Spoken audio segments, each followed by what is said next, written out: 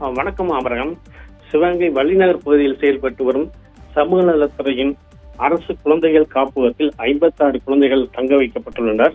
கடந்த 7ஆம் தேதி இரவு தேவகோட்டை மானாமரை காளையார்கள் பகுதியைச் சேர்ந்த 14 வயதை சேர்ந்த 2 பெண் குழந்தைகளும் 16 வயது உடைய ஒரு சிறுமியும் இந்த காப்பகத்தில் கழிவறை ஜன்னல் வழியாக வெளியேறி தப்பிச் சென்றனர்.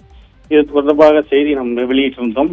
காப்பக கண்காணிப்பாளர் பாக்கியலட்சுமி அளித்த புகாரின் அடிப்படையில் சிவகங்கை நகர் போலீசார் வழக்கு பதிவு செய்து விசாரணை மேற்கொண்டு வந்தனர். துணை கண்காணிப்பாளர் அமல் அட்வின் தலைமையில் 3 தனிப்படைகள் அமைக்கப்பட்டு சிறுமிகளை தேடும் பணி தொடர்ந்து நடைபெற்று வருகிறது. இதில் காளையார்கோவில் பகுதியைச் சேர்ந்த சிறுமி தனது வீட்டிற்கு வரும்போது போலீசாரால் பாதுகாப்பாக மீட்கப்பட்டார். மற்ற 2 சிறுமிகள் மதுரை மாட்டுத்தாவணி பேருந்து நிலையத்தில் கண்டுபிடிக்கப்பட்டு மீட்கப்பட்டனர்.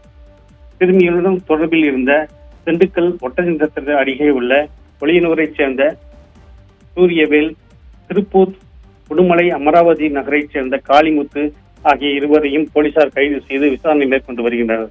ஆபிரகாம்.